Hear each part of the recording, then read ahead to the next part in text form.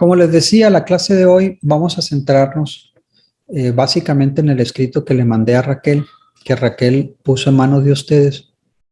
Y es así como vamos a trabajar. Vamos a revisar un documento, vamos a ir paso a paso, tratando de sacar todo el jugo a un concepto, una noción, una categoría y estar en el proceso de adquirir nuevo conocimiento, ¿no? Claro, en el paradigma de que el conocimiento que se va internalizando tiene que cambiarte, ¿no? Tiene que cambiar tu enfoque, tiene que cambiar tu personalidad, compromete la totalidad del ser. Entonces, tú haces buscando en un espacio al conocimiento nuevo y tienes que entender que tus puntos de vista, tu concepción general empieza a sufrir los efectos del conocimiento nuevo. Tú tienes que ver, tienes que juzgar, tienes que observar de un modo diferente a la luz del conocimiento nuevo. Nosotros vamos a introducirnos en este problema, un problema omnipresente en el mundo actual, que es el mundo de la calidad. Es un asunto muy vasto, muy complejo, ¿no? Como les decía hace unos segundos, cada conocimiento implica un universo, una vastedad de información. Y si tú quieres conocerlo y volverte un experto, necesitas abarcar un porcentaje importante de ese universo. Necesitas hacerte un conocedor, como el explorador que no va a tontas y locas, ¿no? El explorador ya es un portulano, lleva su registro, ¿sí? De lugares, referencias, aspectos que le dan su cualidad, o sea, que le dan su singularidad a cada rincón, a cada espacio que va tocando en su viaje. Los portulanos dan referencias para los nuevos viajantes, a las personas que incursionan en el conocimiento. Entonces, en la medida que tú vas abarcando esta geografía del conocimiento, la llenas de referencialidad y te mueves como un conocedor, te vuelves entonces un referente, ¿no? En este conocimiento. Tú puedes hacerte el vocero, te puedes hacer el guía de ese conocimiento. La calidad es omnipresente porque obviamente las metáforas empresariales, las metáforas de la economía empresarial comienzan a permear distintos escenarios, incluso casi sin darnos cuenta, porque nosotros vivimos en una sociedad capitalista de la sobreproducción y del consumo masivo. Y estas empresas están entre nosotros, van determinando nuestras conductas cotidianas en el momento de la comunicación, en el momento del acopio de información, en el momento de la toma de decisiones. Y nosotros vamos distinguiendo en nuestra vida cotidiana el uso de tecnologías que nos son muy familiares, pero que están vinculadas además con procesos de identidad. Si tú eres consumidor de una marca como Samsung o Apple o Xiaomi, etcétera, etcétera, van determinando ciertas dimensiones conductuales, ciertas dimensiones aspiracionales. Entonces, las marcas, los productos forman parte de nuestra vida cotidiana y también juegan en el proceso mercadotécnico a definir quiénes somos, cómo pensamos, qué conductas adoptamos, qué perspectivas del mundo consideramos nuestras y cuáles perspectivas del mundo consideramos ajenas. No es lo mismo estar con la marca Nike, o estar con la marca Puma, ¿no? Y alguien puede decir, pues, son tonterías. Pues que el ser humano es tonto. El ser humano es superficial. De hecho, el ser humano es complejo por superficial, porque implica un sujeto egocéntrico, implica un sujeto que percibe cuestiones tan sutiles como lo simbólico, el color de la piel, los aspectos idiomáticos, los aspectos culturales, las tradiciones, como la realidad misma. Los percibe como la realidad misma. Entonces, el mercado, los productos, las marcas van ofreciéndose en su afán de controlar los mercados, de obtener porcentajes importantes del mercado, van ofreciendo identidades a los consumidores. Y los consumidores adoptan los términos de la mercadotecnia para describir su vida cotidiana. De ninguna otra manera se puede entender la invasión del concepto de calidad en el mundo empresarial y después en el mundo de los servicios públicos y después en el de la administración pública de la ciudad y después en la educación, los servicios de salud, etcétera, etcétera. Y ojo, ¿no? Hay aspectos que son muy positivos en términos de la eficiencia, la efectividad, en términos de la medición de los procesos, en términos de la gestión de los procesos y los resultados, y la formación de cuadros de servidores profesionales que garantizan los objetivos de una empresa o de un servicio.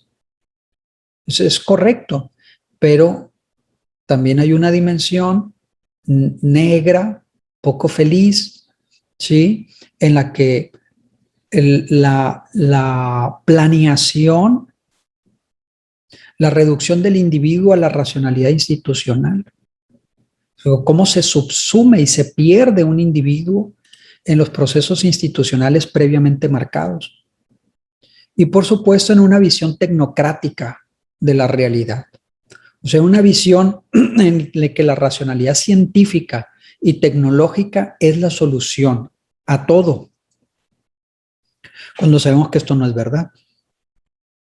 Sabemos que el mundo de lo cuantificable es muy importante, sí, pero el mundo de las cualidades, lo cualitativo, es sustancial, es sumamente importante al ser humano. No se puede reducir a un número, a lo cuantitativo.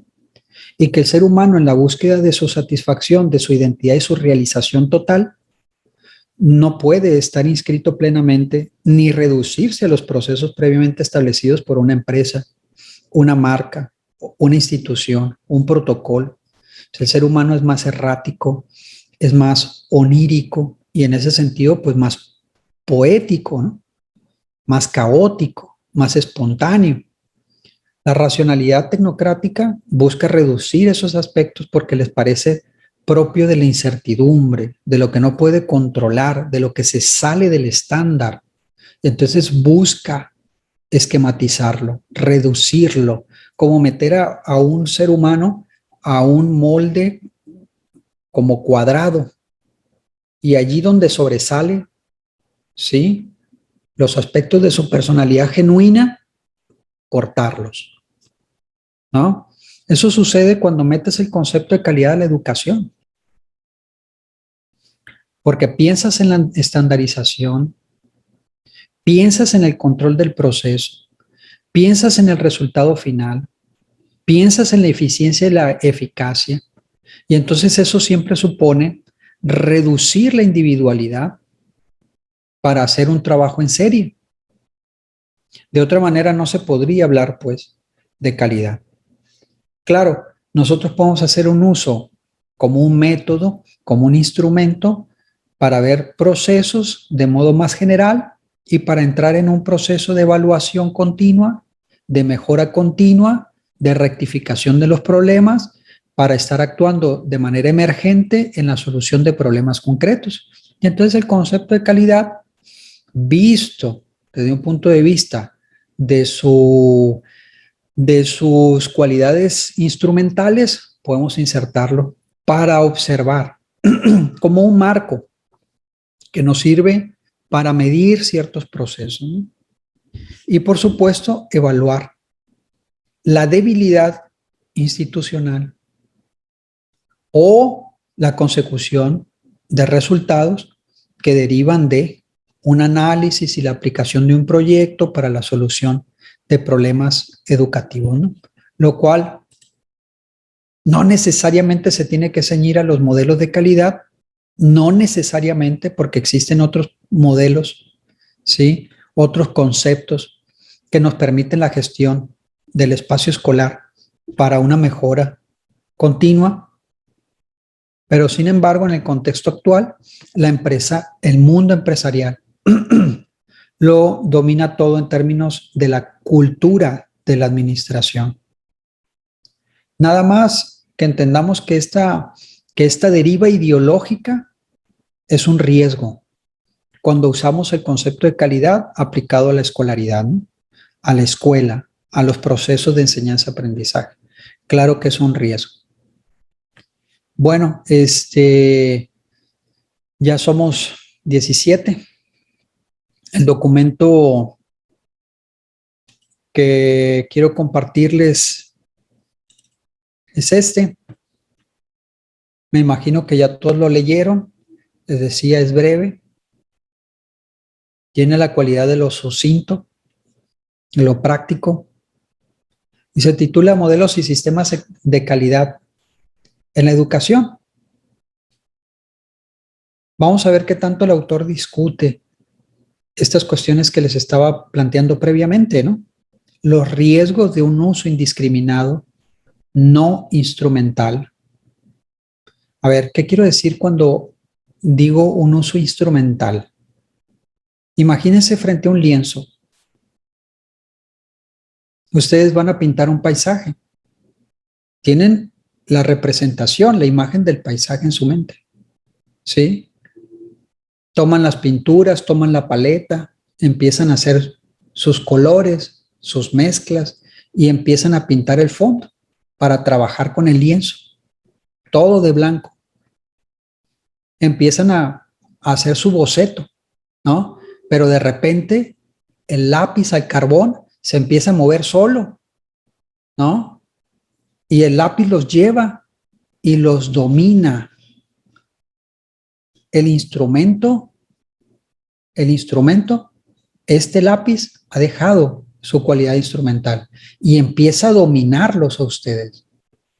Cuando no se da cuenta que es un objeto subordinado a su deseo, a su proyecto, y el lápiz empieza a dominarlos, ha perdido su cualidad subordinada, instrumental.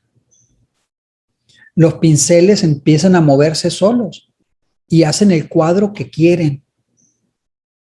No, han dejado de ser instrumentos. Este plan subordinado, este papel subordinado, perdón, este rol subordinado del concepto de calidad puede pasar lo mismo. Estás tan obsesionado con la calidad que pierdes de vista que la educación está constituida por personas, maestros con expectativas, alumnos con características muy singulares, directores que comunican una idea, que tienen determinados sueños y que todos juntos tienen que crear un grupo con una comunicación, con una sinergia que les permita lograr objetivos institucionales, pero también objetivos que no son institucionales, que son personales, que son subjetivos. ¿Sí? No vamos solamente por la vida cumpliendo tareas. No vamos por la vida con una regla para determinar si la hemos cumplido o no. Y no vamos cumpliendo o no cumpliendo expectativas recibiendo sanciones. El ser humano es algo más complejo que eso. Entonces no hay que volvernos presa del instrumento. Hay que ponerlo como una herramienta subordinada para lograr fines específicos. Por eso no debe de sobrevalorarse la calidad. Conceptos fundamentales de la calidad. Calidad y sistemas de gestión de calidad. Desde los inicios de la revolución industrial en Inglaterra, la calidad de los productos fue y ha sido una parte fundamental de la industria de bienes o servicios. En el transcurso del tiempo se han desarrollado formas para asegurar que la calidad sea un estándar Para ello se crearon normas y sistemas de referencia. Efectivamente, en la medida en que el sistema capitalista va avanzando, tiene dos principios fundamentales que van determinando su actuación. Primero es eficientar los procesos de producción, hacerlos muy rápido, la producción en masa. Por eso hay que mecanizar, hay que poner un horario de trabajo, hay que poner expectativas en la producción, hay que hacerlo rápido, hay que hacerlo todo igual. Entonces empiezan los procesos de mecanización, de estandarización y los procesos que están relacionados con el concepto del Fordismo, la producción en serie y la producción por etapas con base en metas específicas de producción. Y todo esto no fue una obsesión del señor Ford ni de todos los grandes magnates de la industria. No es que se levantaran con un capricho. No, lo que pasa es que todo ese proceso está presionado, está determinado por el principio del máximo retorno. La empresa tiene un gasto corriente y la empresa tiene que asegurar al dueño de los medios de producción un retorno de capital que tiene que estar por encima de la inversión. Entonces, esta cuestión de la maximización de los beneficios implica el registro de cuánto se gasta, cómo se gasta, en qué periodo se gasta, ¿sí? Y cómo determinados procesos de eficiencia y eficacia aumentan la relación entre el gasto y el beneficio. Eso es lo que se le llama entonces calidad. El cumplimiento de esas expectativas están relacionados con el concepto, con el nacimiento del concepto de calidad. Bien, entonces aquí en este párrafo se insiste con total claridad y acierto que el origen está en el mundo empresarial, en el mundo de la industria y las necesidades de la planeación general de los procesos de producción en masa.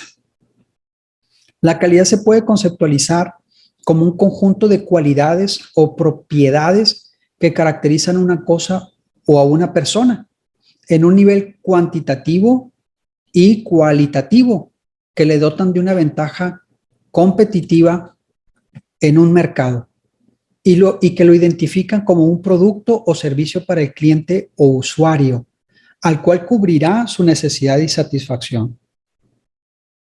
Aquí encontramos una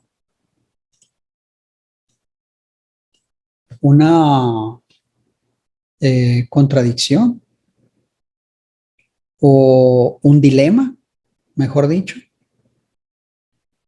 porque resulta que la cualidad está relacionada con los procesos de individualización de las cosas, las personas o los servicios, pero estos se dan en un contexto de producción en masa.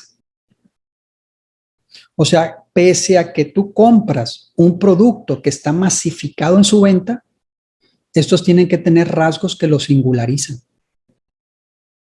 Distinguen a la marca, distinguen al producto, distinguen al servicio. ¿Cómo obtienen su singularidad las marcas que compiten en el mercado? Es un brete, ¿no? No me siento yo capaz de desglosar este asunto. Y es parte de los aspectos que podemos usar para hacer una crítica de la calidad aplicada a la educación. Bien, por ello la evolución de la calidad en referencia histórica es relevante para su desarrollo y se enmarca de la siguiente manera. Nos da aquí 7 puntos muy interesantes. La forma como ha evolucionado históricamente el concepto de calidad. Nos damos cuenta que hacia 1900, yo creo que aún antes, hay un proceso histórico interesante hacia el siglo XVIII y XIX, con la especialización de los talleres, de los artesanos, ojo, y su organización dentro de los grupos de artesanos. que van a empezar a resistir la presión del avance de la industria. Y uno de los aspectos con los cuales ellos resistieron el avance de la producción en masa era justamente la calidad artesanal. O sea, la forma como maestros especializados durante toda su vida en un proceso de formación que los hacía maestros, los maestros en la platería, en los distintos oficios, la albañilería, la escultura. Dice la calidad en manos del operador. Se refiere a ese mundo artesanal en el que un taller estaba en manos de un maestro y el maestro artesano revisaba la calidad. Por ejemplo, de un maestro ebanista que hacía violines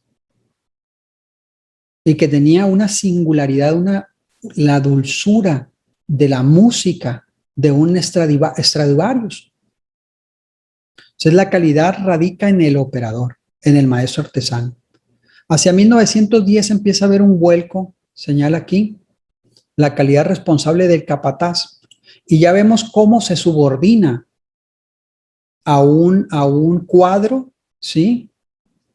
A un calendario de entrega, a procesos ya enmarcados en la industria. La calidad responsable del capataz, de la persona que presiona, que está viendo que se está cumpliendo la tarea, que cada quien está realizando su tarea. ¿Sí? Hacia 1930, inspector de control de calidad.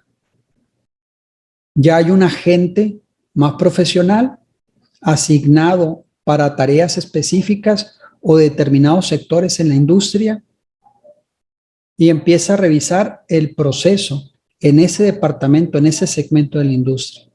Hacia 1940, no pensemos esto como años definitivos, ¿no? Control estadístico de la calidad. Hay que registrar, hay que llevar el control, hay que anotar y hay que visualizar en mapas históricos, en cuadros históricos, la evolución de los beneficios, la evolución de la producción, el rendimiento, que es un concepto muy aplicado en este contexto. El rendimiento, o sea, cuánto trabajo te ofrece, cuántos en el proceso de producción, cuánto avanza el trabajo en relación con la producción.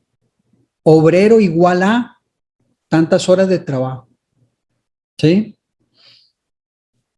Hacia 1960, control total de la calidad. Le vamos entrando a procesos más teóricos. Vamos entrando a un nivel de madurez de todos estos planteamientos. Se vuelcan conceptualmente sobre un modelo integrado, más consciente de sí mismo. Empieza a señalar todos los aspectos que confluyen en el proceso productivo, de gestión, de administración, y la forma como cobra un protagonismo enorme el gerente. El gerente y cuadro de diseñadores, cuadros, ¿sí?, de profesionistas que van administrando, gestionando, registrando, supervisando, que están volcando, ¿no?, continuamente en datos y que van evaluando las situaciones de mercado para hacer los ajustes necesarios. Esa es la plena madurez del modelo capitalista, ya volcado a los conceptos de administración, con una madurez teórica enorme, ¿no? Los procesos de producción en masa se vuelven procesos de producción global. Las empresas locales comienzan a ser aplastadas por las grandes corporaciones en un proceso meditado, estudiado, que implica una contraparte política. Se hace un cuestionamiento serio del Estado como un obstáculo para la expansión del capital. Incluso hay un debate ideológico político en contra de la administración pública, porque lo público es torpe, es corrupto, es ineficiente, es costoso. Llega a tal grado la madurez de los conceptos, de todo este planteamiento teórico de la administración, que se vuelve una ideología. La idea de que todo lo público es malo y la idea de que todo lo privado es bueno. Hacia 1980 empieza a consolidarse ya esta cuestión bajo la administración de la calidad, con estos departamentos que les señalo dentro de la empresa. La administración de la calidad, por supuesto, implica un mapeo de todos los elementos que van interfiriendo en la calidad, en el retorno, en los beneficios, todo lo que les he venido señalando, ¿no? Y por supuesto en la especialidad de sus cuadros de obreros especializados o no especializados. Todo esto puesto con miras a los beneficios de la empresa, ¿no? Qué perversos. Bueno, yo no estoy diciendo eso. Dice, la empresa privada, la empresa corporativa, los monopolios, las empresas transnacionales monopólicas son organizaciones súper especializadas con cuadros de especialistas que se dedican a cooptar el mercado, controlarlo, acabar con el competidor, tener un control monopólico y obtener grandes beneficios, porque una vez que controlas el mercado de un producto, puedes aumentarlo hasta el cielo. Tú eres el único proveedor. Entonces, son grupos bien disciplinados de profesionistas de marketing, del diseño, la comunicación, la producción, la distribución. Son las organizaciones más vastas, más robustas, más eficientes, más racionales que ha creado el ser humano en toda su historia. En toda su historia. Nosotros nos quedamos maravillados de la muralla china y la pirámide de Gizeh, pero pues, son juguetes de niños comparados con las redes mundiales de comercio que producen, empaquetan, colocan en almacenes, distribuyen por medio de una logística increíble. No exagero al decirles, pues, que es necesario revisar, tener el registro de a qué punto nos ha llevado el concepto de calidad, vista como un principio básico, ¿no? No como el enemigo perfecto, no, como un principio básico en el funcionamiento de una racionalidad empresarial de alcance global. Eso es todo, ¿no? No, persigan la calidad, no. Con antorchas hay que perseguirlas, es el enemigo público número uno, ¿no? Tampoco. Es parte de los principios de funcionamiento general de empresas globales que tienen un perfil depredador, eso sí. Y dicen, calidad quiere decir que tienen que multiplicar el año que viene sus niveles de ingreso, que siempre están relacionados directamente con el nivel de daño ambiental que generan. Eso está fuera de toda discusión, ¿no? Una empresa petrolera no te dice, crecimos el 30% respecto al año anterior, dejamos de destruir el medio ambiente. No, es un contrasentido. La producción humana implica la destrucción de la naturaleza. Esto es así. Esto es así. Desde que la producción humana, y ojo, estoy hablando de miles de años, desde que la producción humana dejó de estar ligada con cubrir las necesidades básicas, biológicas, exclusivamente de sustento fisiológico del ser humano, la sociedad humana ha sido depredadora. Lo que pasa es que la técnica, la racionalidad científica y los principios de mercado, cuando se han entronizado como las fuerzas ideológicas que mueven el trabajo humano, el nivel de destrucción se ha convertido en incuantificable, difícil de dimensionar, difícil de registrar. Y el fin no es la satisfacción de las necesidades humanas básicas, es el cumplimiento de un afán de enriquecimiento sin límites, la ambición más absoluta. Y perdón, pero así vista la ambición es pura y llana maldad. Pura y llana maldad. Entonces, si nosotros llevamos el concepto de calidad de la escuela, no puede ser omiso, no puede ser ingenuo y no hacer registro de esta otra dimensión, ¿no? Bien, continuamos. A ver, el artículo está aquí, ya se los comparto.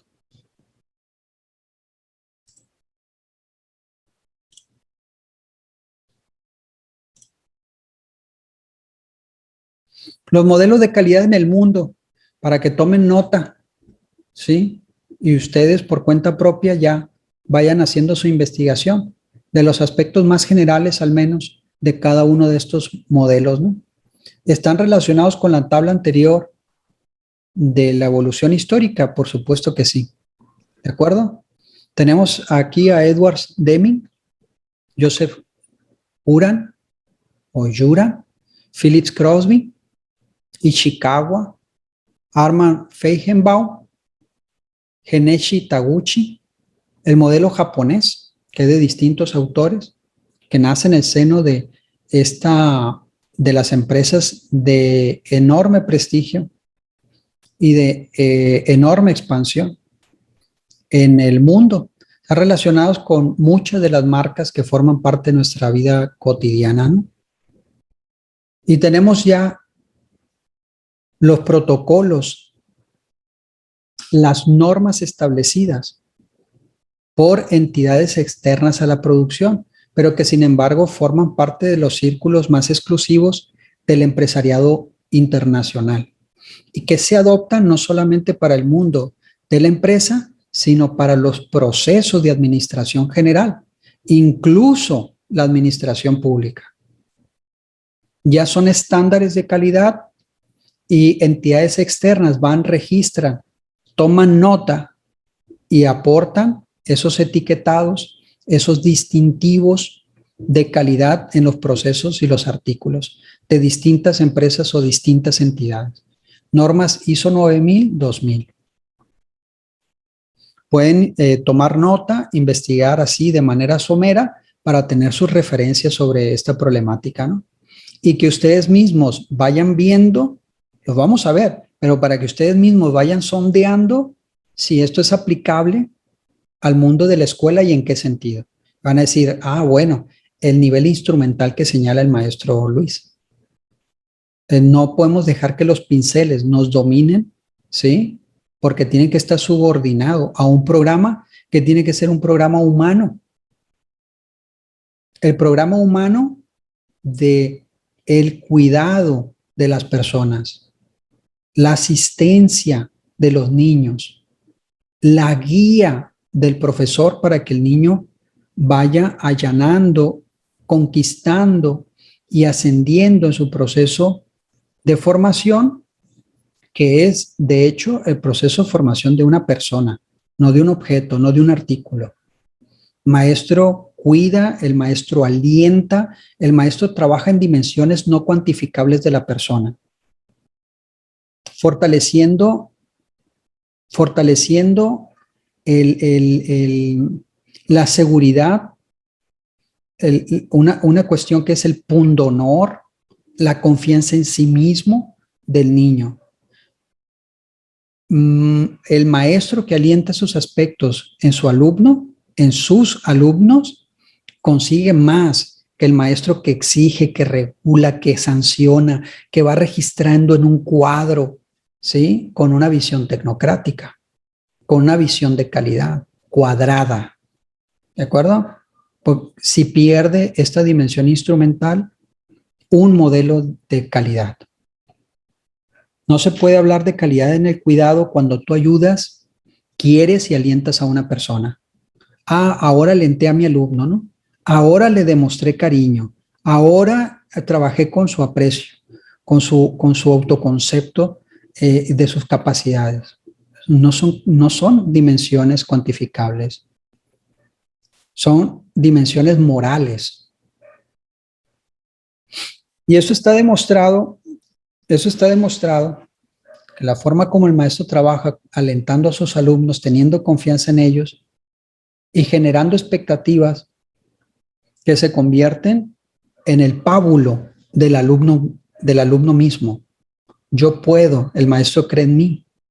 Lo alientas y el niño empieza a hacer acopio de pequeños éxitos que tú valoras y que se atesoran en lo más profundo en la formación, en la realización de un ser humano, ¿no?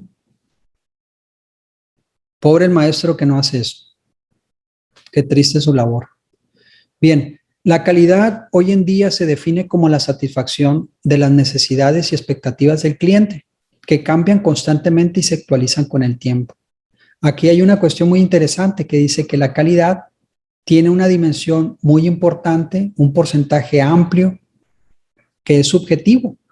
Son las expectativas que lleva el cliente al recibir el servicio, al hacer un pago del servicio y al recibir los resultados de ese servicio. Hay un horizonte que son puras expectativas de el cliente.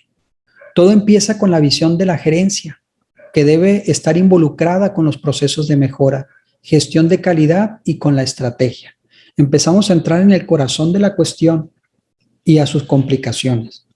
La dirigencia, el liderazgo, la dirección, las personas que están a cargo de la administración, la forma como comprenden todo el proceso de manera global, de manera particular, ven a las personas, a los encargados, con sus cualidades, sus capacidades, sus niveles de compromiso, y la alientan en un proceso de liderazgo genuino.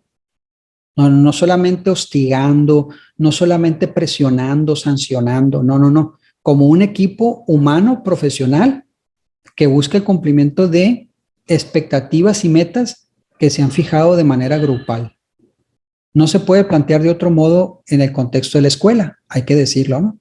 No podemos representarnos la imagen de un director que va con un látigo mojado, ¿no? Hostigando a los profesores. Eso ya es arcaico, es primitivo, es cavernícola, ya nadie lo acepta. La jerarquía implica un liderazgo y ese liderazgo es moral, se te reconoce como el líder y ese liderazgo se gana, se reconoce a partir de tus logros y esos logros son animar, compenetrar, compartir verdaderamente, tener la capacidad de que tu equipo se comprometa con el cumplimiento de expectativas. ¿Por qué? Pues porque el ser humano tiende con facilidad hacia lo conocido, hacia lo que hace todos los días, hacia la comodidad de lo mil veces, del camino transitado mil veces, hacia la mediocridad, pues, hacia la monotonía. Y cuando tú estás en un proceso de calidad continuo, tú tienes que romper la monotonía, porque estás hablando de expectativas cambiantes, de un mercado que se transforma, de clientes que buscan cosas nuevas. Y entonces tú tienes que tener la capacidad y un equipo profesional que va registrando las expectativas de tu cliente, las expectativas que existen en torno a un mercado de artículos y tú tienes que insertarte en esa competencia. El mercado es cruel, ¿no? Los colegios particulares lo saben, quizá menos que las escuelas públicas, que están en un proceso de competencia. No me imagino una escuela pública en un proceso de presión de competencia. Es un ambiente diferente, pero sin duda se da en un contexto de expectativas cambiantes que son el mercado laboral, que son el criterio de los padres al momento de decidir el futuro de sus hijos en torno a la fortaleza de su formación. Y si yo no lo voy a meter a esa escuela, mejor voy a pasar esta otra oferta. Quizá en ese sentido sí pudiera hacerse un traslado, ¿no? Pero me parece así en principio difícil. Dice, en la educación se ubican los procesos de calidad con la definición de cliente, como son los padres quienes pagan por una educación o son los alumnos quienes la reciben, donde los clientes son ambos. Si se aplica la definición de calidad, la escuela quien ofrece los servicios oferta educativa, instalaciones, etcétera, esto llega al cliente, el cual visualizará sus necesidades y para su elección, además de expresar su necesidad cubierta y requerimientos. Las dimensiones del producto son el maestro, la enseñanza, el nivel de servicio, de atención, la calidad de las instalaciones. Por supuesto, todo esto en relación con lo que demanda el cliente, entre comillas, el padre y el alumno. ¿Con miras a qué? Con la formación general del niño en relación con horizontes de expectativas futuras. Concretamente el trabajo, la forma como ascienda en su formación, según va avanzando en las distintas etapas. También hay aspiraciones culturales y económicas. Insisto, el ser humano es complejo por superficial. En la educación es formar mejores a los seres humanos en cantidad y calidad de conocimientos, como las destrezas para aplicarlos y ofrecer servicios educativos a los estudiantes, como una educación de calidad que va en función de las expectativas del estudiante o las del mercado que los empleará cuando se conviertan en egresados. Es difícil fijar las expectativas de calidad porque aparentemente están en el proceso, pero sobre todo en una etapa posterior, cuando salgan y ya no puedas observar tus resultados. ¿Dónde radica la calidad? Bueno, no es una cuestión problemática que no se pueda resolver. Es una cuestión problemática que te debe de llevar continuamente al análisis, al perfeccionamiento, ¿sí? Porque, ojo, hoy se tiene un seguimiento de alumnos que tú les diste a nivel escuela primaria y los tienes en un seguimiento sistemático hasta la universidad, después de la universidad, y ves los resultados. O sea, son servicios que se van integrando para revisar de manera efectiva la calidad del servicio. La escuela pública lo tiene, quizá no de manera sistemática, pero por supuesto que va registrando las expectativas cubiertas, cumplidas o frustradas de los alumnos que van transitando generación a generación por la escuela, ¿no? Las percepciones referentes a la calidad en la educación tienden a ser muy subjetivas y a depender de intereses personales. Desde los alumnos que cuentan con diferentes aspiraciones, los académicos que buscan que la educación sea conforme a su conocimiento. Es un orgullo profesional, por supuesto. Y los empresarios que buscan empleados capacitados para realizar bien su trabajo. Son dimensiones que se empalman y que no necesariamente están hermanadas, ¿no? También hay conflictos en estas dimensiones. Lo que espera un alumno, lo que espera el maestro y las expectativas del empresario que tiene una escuela a su cargo. Existe un debate entre considerar al estudiante como cliente, ojo, o materia prima, que es de importancia contemplarlo para definir el rumbo de la evaluación de la calidad.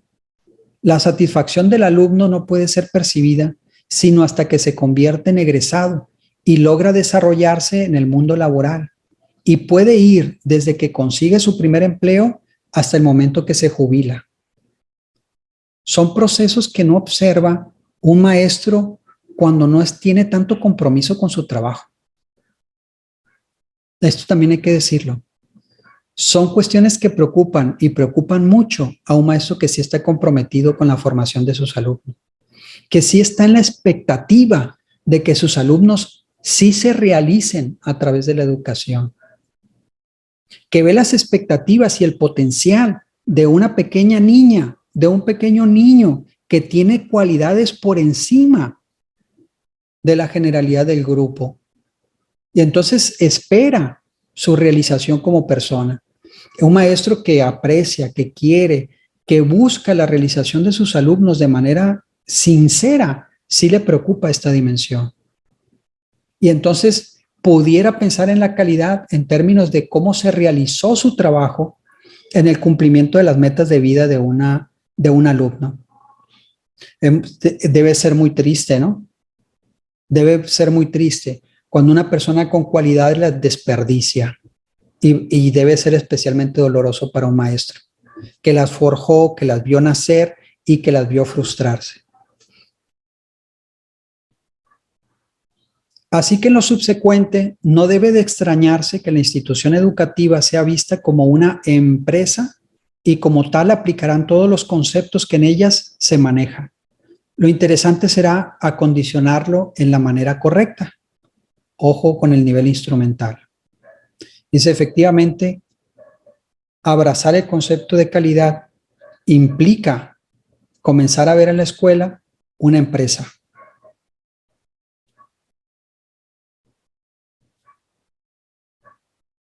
Bien, según la American Society for Quality Control, calidad es la totalidad de funciones y características de un producto que determinan la capacidad para satisfacer las necesidades de un grupo de usuarios. ¿Qué tipo de características espera un cliente, un consumidor, un usuario? Y si estas son cubiertas. Esa es la calidad. Ojo, por si ya alguien más inteligente se ha preguntado, ¿y qué concepto de calidad tenemos para educación? ¿Qué concepto tenemos que abrazar o tener en cuenta para la educación? Y ojo, porque la Constitución política de los Estados Unidos mexicanos tiene un concepto de calidad. Se lo digo rapidito, porque es relativamente sencillo. Es muy complejo de abarcar, es muy complejo de definir, es muy complejo de lograr, pero descrito está clarito, ¿no?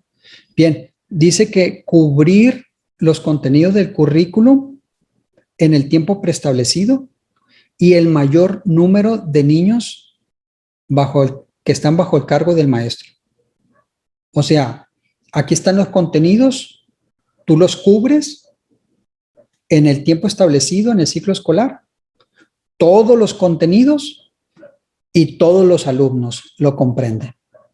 Entonces tú eres un maestro de calidad. Cumples con el principio constitucional que obliga al maestro a ofrecer una educación de calidad. Está en la Constitución, en el artículo 3. Hay un párrafo específico porque la Constitución es eso. En su calidad de ley, cada concepto que abarca se tiene que describir, se tiene que despejar. Dice, ¿qué pretendemos decir con calidad? Cuando el maestro cubre todos los contenidos en tiempo preestablecido y todos sus alumnos los comprenden, los abarcan, los internalizaron. No se anda con rodeos la Constitución. A todos los niños les enseñaste todos los contenidos en el tiempo que establece el calendario, el ciclo escolar. Esa es la definición de calidad que viene en la Constitución, ¿de acuerdo? Es un asunto plenamente identificable, cuantificable, se registra en las calificaciones, se registra en los documentos que tiene que llenar el maestro al final del año. Se llevan las estadísticas, se sabe que la escuela mexicana dista mucho de ser de calidad. O sea, visto bajo esa luz, desde esa óptica, ¿de acuerdo? Ahora imagínense todos los valores, todos los conceptos, las categorías que pudiéramos incluir al momento de evaluar la calidad de la educación en México. Yo aquí discrepo, ¿no?, de la idea de hacer un martirologio, de azotarnos, autoinmolarnos y decir que todo está mal, ¿no? México tiene un sistema educativo de alcance nacional, o sea, una cobertura creciente, ¿de acuerdo? Y un sistema público educativo robusto. Tiene muchos problemas por las enormes expectativas que depositamos en la educación. Porque somos un país avanzado, de una economía robusta, necesitamos niños jóvenes, recursos humanos que se integren plenamente en la complejidad del mercado y criticamos mucho la educación porque la hemos hecho la fuente de todos los males sociales. Si somos un país subdesarrollado, que está a medio camino entre el primer mundo y el tercer mundo, es por la educación. Si hay violencia, drogadicción, si hay problemas intrafamiliares, si hay discriminación y otras aberraciones culturales, el problema es de la educación y del maestro. Entonces hemos hecho blanco de críticas muy fuertes a la educación y no obstante hay que entender la forma como el sistema educativo mexicano en apenas 100 años no abatió definitivamente, pero ha avanzado mucho en su formación, en su cobertura y en el cumplimiento de expectativas. ¿Se tienen retos muy fuertes? Sí. Por ejemplo, subir el nivel de escolaridad promedio del mexicano, que en este momento es, agarren un pañuelo para llorar, primero de secundaria. Primero de secundaria.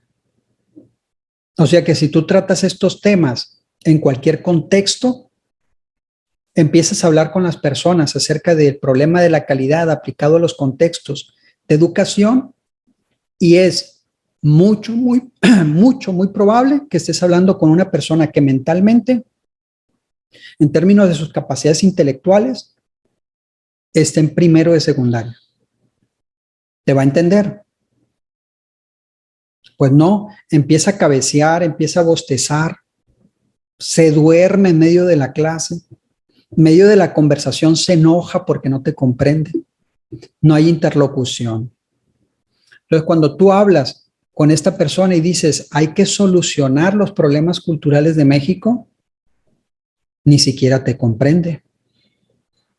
¿Cómo puedes solucionar colectivamente, socialmente, problemas tan vastos y complejos como los de la formación, los promedios de escolaridad y la cultura general con una persona con un promedio de escolaridad de primero de secundaria?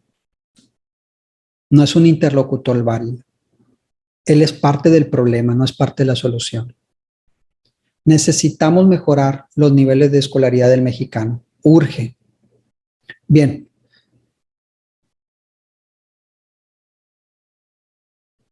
Dice, la creciente competencia, estamos en un mundo en competencia, en constante y creciente competencia, origina cambios en las necesidades y expectativas de los clientes.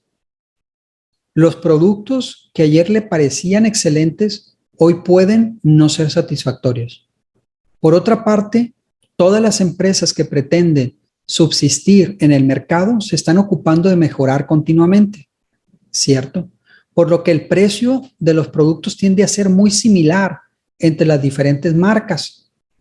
Así que para ganar clientes y retener a los actuales, las compañías requieren un elemento que les dé ventaja competitiva. Y esa es una noción interesante. A ventajas competitivas, que no están en los números, porque son elementos cualitativos de las organizaciones. No pueden registrarse porque no pueden discriminarse de manera individual de modo absoluto. Es la amabilidad, la cortesía, la empatía. Son cuestiones que pertenecen a una dimensión diferente, no a la dimensión cuantitativa del asunto. Se tienen que visualizar y se tienen que ponderar. Cuando tú dices, yo soy bueno para conversar, yo soy bueno para escribir, yo soy bueno para reflexionar y encontrar soluciones a los problemas espinosos. No es tanto yo sé inglés, no. Yo sé negociar, yo sé mediar en los conflictos. Son aspectos cualitativos, no cuantitativos. Y son ventajas competitivas. Se encuentran allí y marcan la diferencia en un proceso de competencia. Existen en la persona y existen en las instituciones y las organizaciones empresariales. Es las personas que lo conforman, no son los procesos que los distinguen. En las empresas son procesos muy semejantes, pero las personas no son semejantes unas con otras. No son idénticas, quiero decir. No, tienen cualidades particulares que pueden aportar a la organización y hacer la diferencia. Lo mismo pasa en la escuela. Siempre tienes un maestro más comprometido siempre tienes un maestro más capaz, siempre tienes un maestro más dispuesto, siempre tienes un maestro con mejores ideas que las incorpora fácilmente a su trabajo. Tienes un maestro más bondadoso que le brinda a los demás sus materiales, sus conocimientos, que se vuelven líderes espontáneos, ¿no? Eso es lo que marca la diferencia entre un centro educativo, una escuela que tiene los mismos servicios que otra, pero no las mismas personas. Bien, pero ¿qué es el servicio?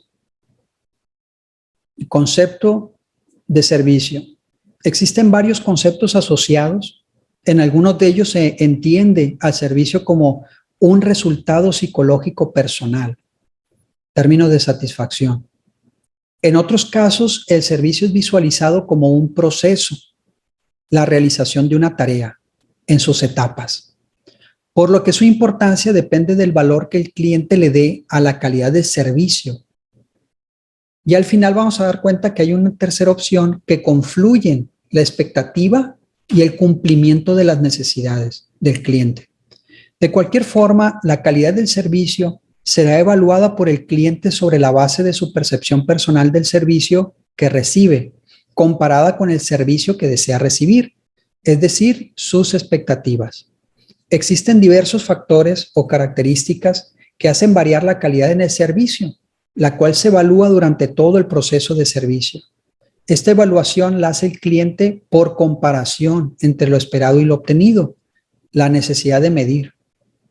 Si una empresa está seriamente decidida a enfocarse al cliente y mejorar el nivel de servicio que ofrece, es necesario que desarrolle medios objetivos para medir su desempeño. Lo anterior servía como revisar principios previos para analizar lo siguiente, que parece más abocado a la educación. Dice, bueno, ¿de qué va todo esto de definir el servicio? La percepción, la calidad según el cliente. Bueno, para abocarnos al siguiente planteamiento. La medición. Tú puedes estar dormido en tus laureles creyendo que estás haciendo un gran trabajo y esto vale para un servicio o para la actividad cotidiana, en tu labor, en tu tarea. Tienes que medir, tienes que dimensionar, tienes que registrar, tienes que visualizar el cumplimiento de tus trabajos, de tus tareas, de tus obligaciones. Para visualizarlas, corregir los aspectos que sean incorrectos y mejorar. Este nivel del registro y la visualización en la evolución de una tarea es importantísimo para un centro escolar. Por encima de la demanda de la calidad, ¿eh? No. Tienes que saber cómo están trabajando tus profesores. En el nivel directivo necesitas visualizar el nivel de satisfacción de tus clientes. Necesitas, dejemos todo eso de lado, limpiemos la mesa. Digamos, nada de esto es importante. Necesitas registrar si los alumnos están aprendiendo o no.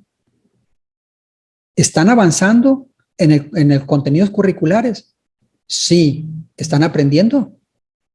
Pues eso es una pregunta básica.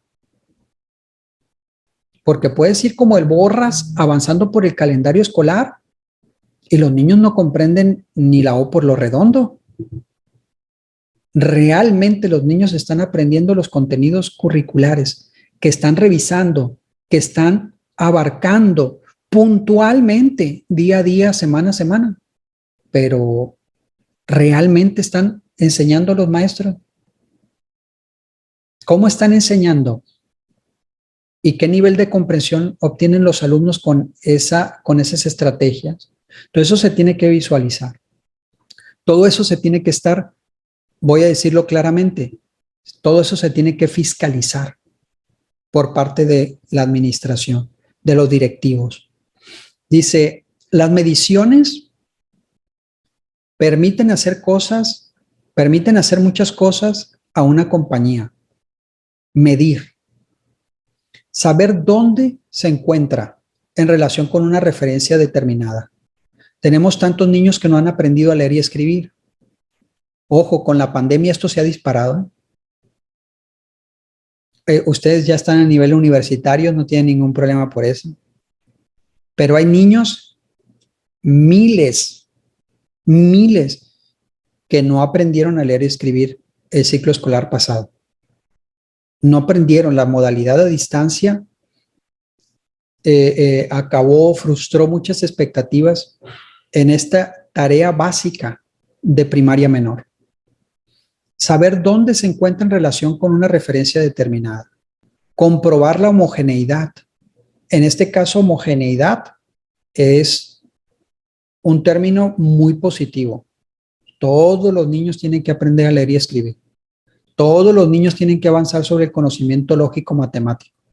Todos los niños tienen que cubrir los contenidos escolares al cierre del ciclo. Es un estándar. Ojo, ¿no? Comprobar la homogeneidad. Identificar los puntos fuertes y débiles. Básico cuando estás en un proceso de evaluación. Centrar los esfuerzos, porque van a ser muchos problemas, pero hay aspectos que necesitan una jerarquía de importancia, tienen mayor valor, mayor peso en el proceso, y ahí hay que canalizar los esfuerzos.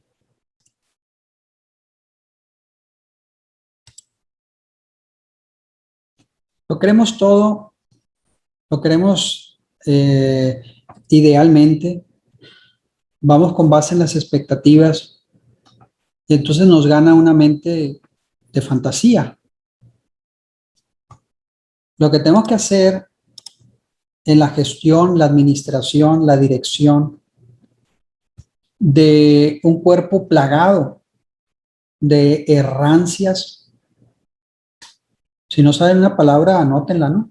Vayan haciendo su glosario. Todas las organizaciones humanas tienen falencias. La organización escolar es especialmente generosa en eso. Tiene errores, erratas. Tiene aspectos que no abarca la administración, que no registra. Tiene expectativas que cubre de manera formal, pero en su contenido hay muchos elementos frustrados. En el aprendizaje, estamos hablando de la formación de una persona, del desarrollo de sus cualidades, de sus capacidades. Estamos hablando de la posibilidad que le estamos abriendo a una persona de insertarse en una sociedad, en una cultura, de manera productiva. Esto es básico, ¿no? La escuela es parte del sistema de reproducción social. Y esto implica ofrecer o detonar en la persona humana cualidades muy concretas que le permite inscribirse de manera funcional en el contexto social. Hay un momento en la vida de las personas que tienen que preguntarse, ¿tú qué sabes hacer? Se tiene que incorporar al mundo del trabajo y tienen que aportar sus capacidades prácticas a procesos muy concretos en la organización de la sociedad. Nosotros tenemos toda una cultura en torno al cuestionamiento, la crítica, la demanda ególatra. Y está bien sentirnos especiales. Es parte de la realización de todo sujeto. Pero debes de entender que hay una demanda muy concreta en el mundo laboral y que implica responder a esa pregunta en seco. ¿Qué le vas a aportar a la empresa? ¿Qué sabes hacer? Si no puedes responderla, lo digo con todo respeto, te dan una franela para que acomode los autos. Dicho con todo respeto, ¿no? Tú vas desarrollando tus cualidades, tus capacidades, los aspectos prácticos concretos que puedes solucionar y te insertas favorablemente en el mundo laboral. Si no, no. Es una cuestión muy celosa, es una cuestión muy tajante, O sea, al momento de ir a buscar trabajo en un colegio particular, tienes tu título, sabes inglés, conoces elementos de informática, ya tienes experiencia laboral, sabes enseñar primaria menor, nivel secundaria, qué clase de técnicas, qué teorías, qué métodos desarrollas.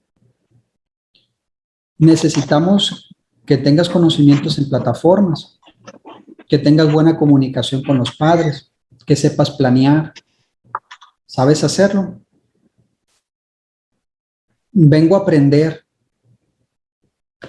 No, ¿cómo te voy a prestar a un grupo para que aprendas? ¿Cómo te voy a poner al frente de un servicio para que aprendas? Como el señor Luis Videgaray, ¿no? Se dice, no, es que yo vengo a aprender. No, amigo, no puedes venir a aprender aquí. Por supuesto, te sumas al trabajo y aprendes muchos aspectos que son propios, ¿no? De la mecánica, de la mística de la empresa y te sumas a ellos en un proceso de aprendizaje, obviamente. El ser humano no deja de aprender. Te incorporas a una organización que por definición tiene su historia, que tiene sus mecánicas propias, intrínsecas, que la definen. Son cuestiones que tú vas a ir aprendiendo. La mística, la filosofía, ojo, pero cuando tú estés a las puertas de incorporarte a esa organización, tú tienes que tener bien claro que te tienes que volver imprescindible. Imprescindible significa que tú tienes una serie de aspectos personales, de cualidades que vas a aportar y que van a ser de relevancia estratégica para la empresa, para el grupo de trabajo y que te van a considerar parte importante, parte imprescindible. Los procesos institucionales, como están racionalizados, tienen una parte muy fría que dicen, qué bueno que llegó Luis, ponte a hacer esto, esto y esto. Son procesos funcionales, pues. Y las personas con sus características se subordinan a procesos institucionales. Por eso la señora que te despacha en la caja, en el banco, se jubila, llega otra muchacha y haz de cuenta que nunca estuvo la otra señora. Se va un maestro, llega otro maestro y es sustituido inmediatamente. Esa es la enorme capacidad que le da la institución a la sociedad humana para perpetuarse. No depende de la persona. Lo importante es la función, el proceso. Y eso le da su cualidad histórica a la sociedad. Le da una consistencia trascendente enorme. Si no fuera así, si la racionalidad institucional no asegurara los procesos por encima de las personas individuales, viviríamos todavía en las cavernas.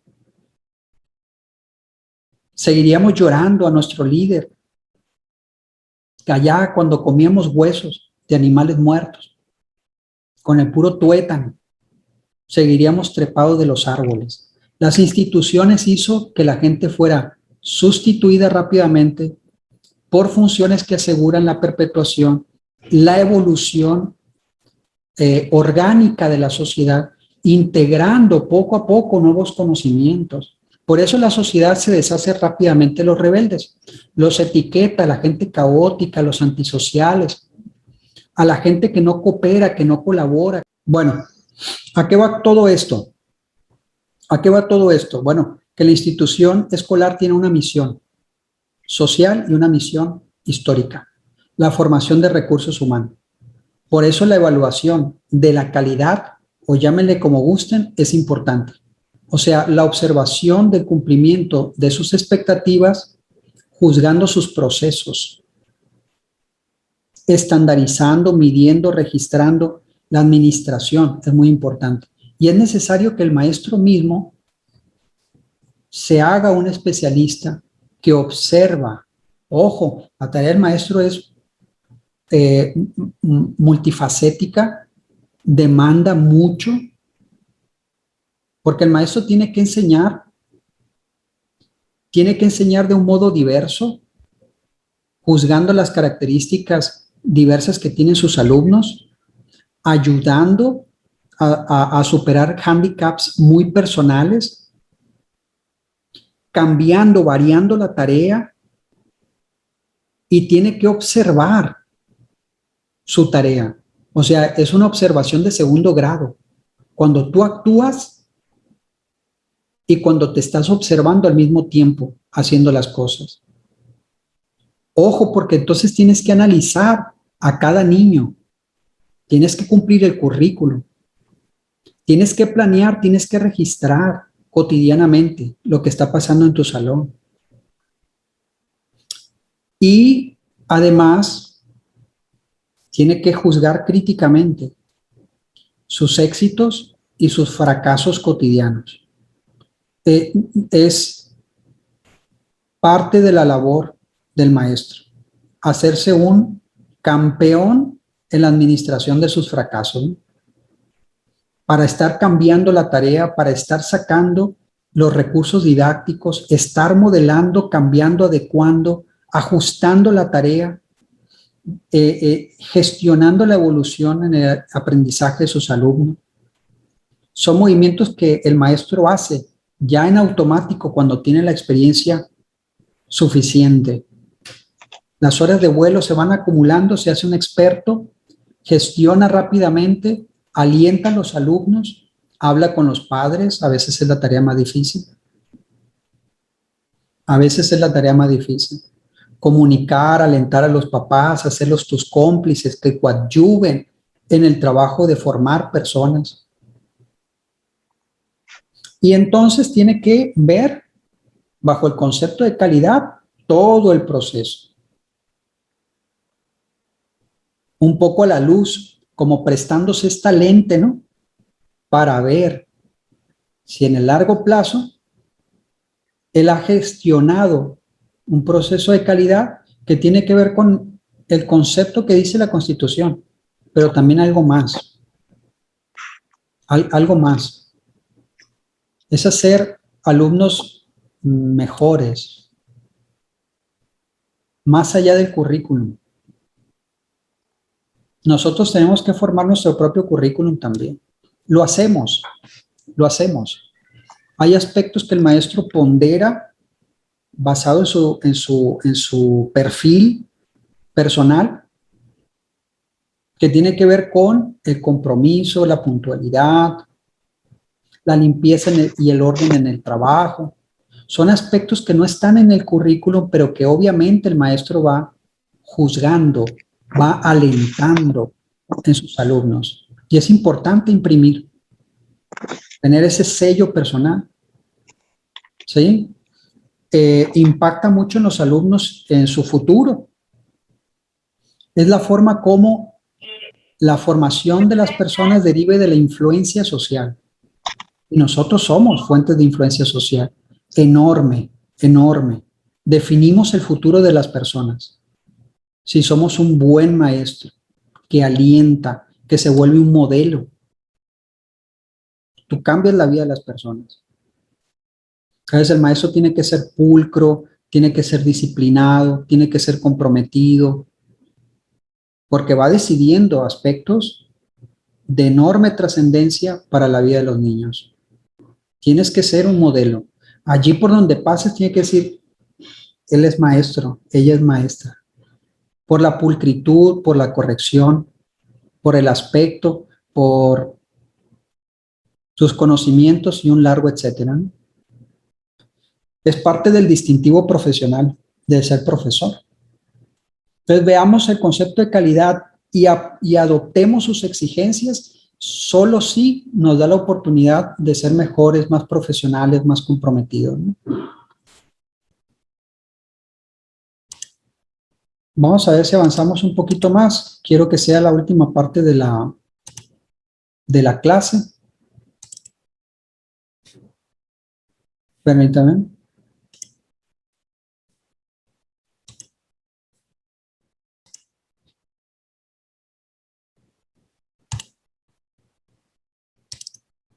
Listo. Dirigir y controlar el progreso, cuantificar logros, aumentar el conocimiento de la calidad de servicio. Son aspectos que están muy enfrascados, no, muy enfocados en lo que les decía hace unos segundos. Dice, fíjense, ¿no? Qué radical. Me parece, bueno, todo lo que es extremo me parece a mí con un alto coto de equivocación, ¿no? Pero dice, tal como dijo Deming, lo que no se mide no se conoce. Dice, caray, bueno, hay cosas que no son conmensurables, ¿no? Y que sin embargo las conoces. Pero entiendo que cuando tú registras, cuando tú visualizas por medio de números, cuando cuantificas las cosas, sí te da una dimensión muy rica para juzgar un proceso. Pero es eso, un instrumento. No hay que confundir el instrumento con la realidad. Tú vas registrando los niños que ya leen, los niños que ya escriben su nombre, los niños que ya te pueden dar una explicación de la Revolución Mexicana, sus personajes, sus acontecimientos y sus eventos estelares. Tienes que llevar el registro. O sea, te presenta un panorama en el cual tú puedes actuar con sentido, puedes fortalecer estos aspectos que están flaqueando, que ves débiles. Es un instrumento, pero no quiere decir que no sepas, ¿no? No hay que ser tan extremistas. Dice, ninguna empresa puede integrarse a la mejora continua si no tiene un pleno conocimiento de sus áreas de oportunidad. Esto es real como en letras en molde de oro, ¿no? O sea, ninguna organización, más allá de toda empresa, ninguna organización puede integrarse a la mejora continua si no tiene un pleno conocimiento de sus áreas de oportunidad. ¿Cuáles son nuestras debilidades? ¿Cuáles son nuestras fortalezas? ¿Y en qué aspecto atacar para enfocar ahí nuestras baterías? Porque no existen las realidades ideales, las realidades perfectas. Siempre hay falencias, ojo, y no puedes cubrirlas todas. No puedes cubrirlas todas. Lo que tienes que hacer es estar muy consciente de tus capacidades que están allí depositadas en tus recursos humanos. ¿Cómo puedes organizarlos y entonces fortalecer las áreas de oportunidad? No todos los maestros se pueden ocupar de la administración, de la gestión, de la comunicación a los padres, porque los maestros tienen muchas cosas que hacer. Entonces el equipo lo tienes que administrar en sus fuerzas. La sociedad humana también es así. Existen muchos problemas y tienes recursos humanos limitados. Tienes que administrarlos bien. Entonces, allí donde están los aspectos más críticos, donde están las intersecciones en la organización humana, las intersecciones más críticas, allí enfocar tus baterías. Entonces, es necesario medir, saber en qué posición se encuentra la organización y si se está realizando algún progreso en comparación con los objetivos determinados. Ojo, porque vamos a cerrar con la siguiente imagen. Es una organización que se observa a sí mismo, que se monitorea y que hace los cambios necesarios, juzgando siempre el aspecto que le va a dar mayores resultados a corto, mediano y largo plazo. Ese es el concepto de gestión. Ojo, ¿no? Porque no existe calidad educativa sin esta otra dimensión que se llama gestión educativa. Estamos nosotros entrando a modelos de calidad porque estamos entrando en nuevos modelos de gestión educativa. ¿Qué significa este tránsito hacia nuevos modelos de gestión educativa? Nosotros tenemos una clase que se llama gestión educativa. Y dice así, porque lo vivimos cotidianamente. Acá quienes son maestros, quienes han sido maestros, lo saben perfectamente bien. el modelo de participación en el interior de la escuela ha cambiado mucho y está a las puertas de cambios mayores. El maestro no puede simple y llanamente dar clases e irse. No. Está en un proceso de reflexión, está en un proceso de incorporación de trabajo más estratégico en el centro escolar. El centro escolar no es el escenario donde se encuentra su salón, donde entra y da clases y desaparece el maestro. No. Cada aspecto, cada espacio, cada tiempo pautado de la escuela necesita la intervención del profesor. Y ojo, necesita la intervención del director y del padre de familia. Estamos avanzando hacia esos nuevos modelos de gestión porque tenemos que hacer una escuela diferente, una escuela más integrada a su entorno, a su contexto social, con una vinculación mayor. Tiene que entrar en procesos de contacto y de competencia sana con otras escuelas. La escuela tiene que abrirse, ¿sí?, a nuevos actores, científicos, médicos, trabajadores de distintos oficios que van y conversan con los niños. Necesita teatro, necesita arte, literatura. Los artistas necesitan involucrarse en el trabajo de la escuela y desarrollar el criterio estético, esta noción de la belleza, de lo sublime en los niños. Necesitas una escuela de muros de cristal, ¿sí?, donde la expectativa sea el desarrollo pleno de la personalidad de los niños. La escuela no puede estar sola. La escuela no puede estar sola, aislada, como un espacio allí hermético, en una secrecía en la que nadie puede ver ni juzgar lo que hace el maestro. Vamos avanzando un modelo de gestión y ojo, otros países han avanzado mucho y a pasos agigantados hacia ese modelo. Tengan una imagen en la mente. La idea del maestro frente a su grupo está rebasada. Nosotros tenemos a un maestro frente a grupo con un tutor que auxilia individualmente, sumado a grupos de alumnos que van a ser profesores, que están registrando el trabajo del profesor, y está además el maestro titular.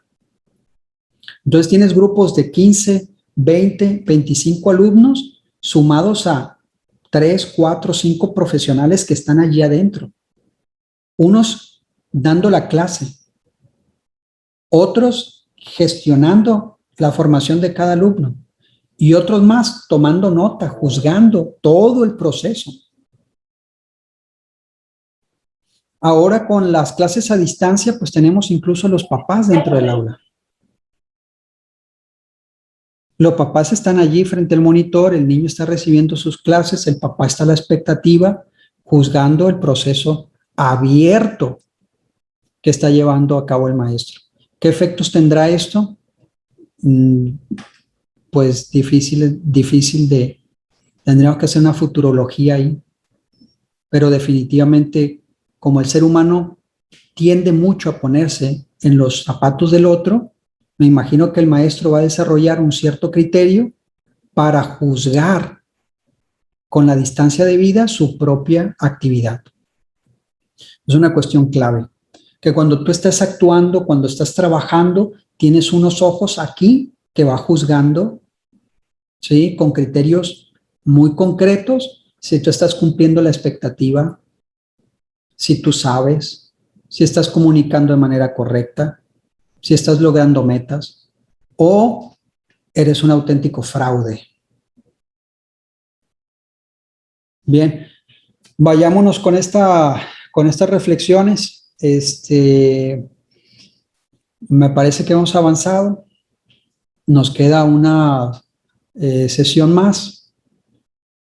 Podemos concluir el texto, robustecer la propuesta con otros artículos. Voy a ver si tengo otros materiales que enviarle a Raquel, que se las pueda compartir, y lo dejaríamos aquí. Los he torturado lo suficiente por el día de hoy. El día viernes, sábado, ya les comento. Si nos vemos, yo estoy en comunicación con Raquel.